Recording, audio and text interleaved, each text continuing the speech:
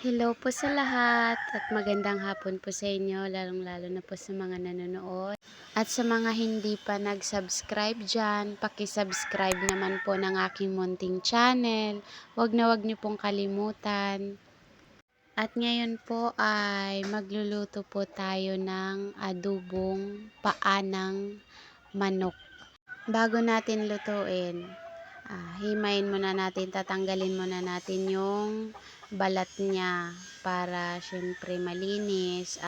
At kung sakali mang may mga balat na hindi matanggal o hindi nyo matagtag sa paghihimay nyo, mag-ano lang po kayo ng mainit na tubig. Pwede nyo po siyang ilublob doon ng saglit or ibabad ba ng ilang minuto para matanggal talaga siya, matatanggal talaga yung balat, yung mga tira-tirang balat or yung parang kaliskis niya sa paa, matanggal siya. Nasa inyo ko pa rin kung paano nyo siya himayin na mas mapapadali sa sarili nyong paraan. Kasi sa pagluluto, bawat isa naman po sa atin may kanya-kanyang paraan, may kanya-kanyang recipe na kung alin yung mas komportable tayo o mas mabilis na gawin natin. Siyempre, tayo pareng mga nagluluto, yung mas nakakaalam kung paano ito gawin. Tulad nga ng sabi nila, cook what is available. Kasi hindi naman po lahat ng rekado nabibili natin. Tulad namin, hindi naman po sa bawat pagluluto nabibili talaga lahat ng pwedeng ilahok, ng pwedeng kung ano yung kailangan. Kaya ganon, kung anong meron, yun lang talaga ang lulutuin. Kaya tara na, samahan nyo akong magluto ngayong hapon na to kasi paggabi na po ito patakip silim na. Tara na.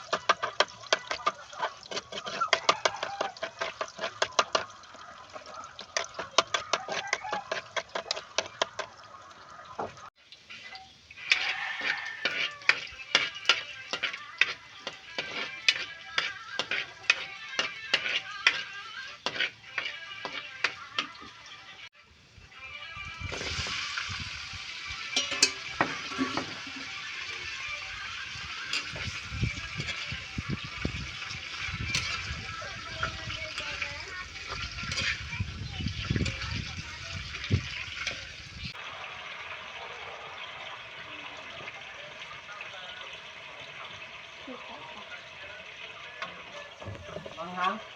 Hindi. Saan? Pagdun tayo? Hmm. Salaan? Wag na.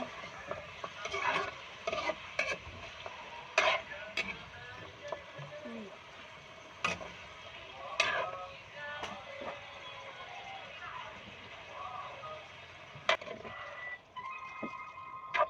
Para hindi ka mahirapan doon.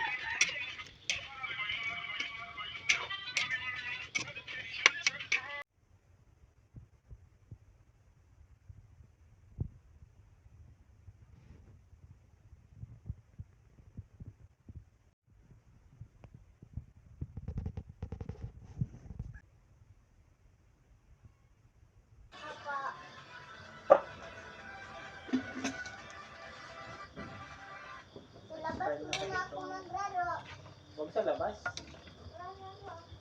Huwag nga sa labas. Ah.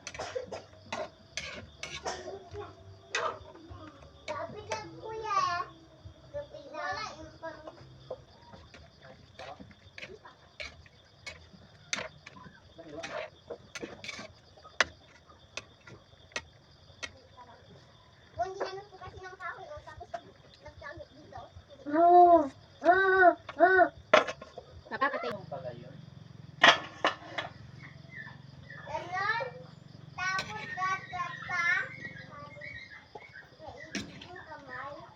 Huwag nga kasi galawin yung upuan. Ta. Nasa hapag na tayo, hingi-hingi natin.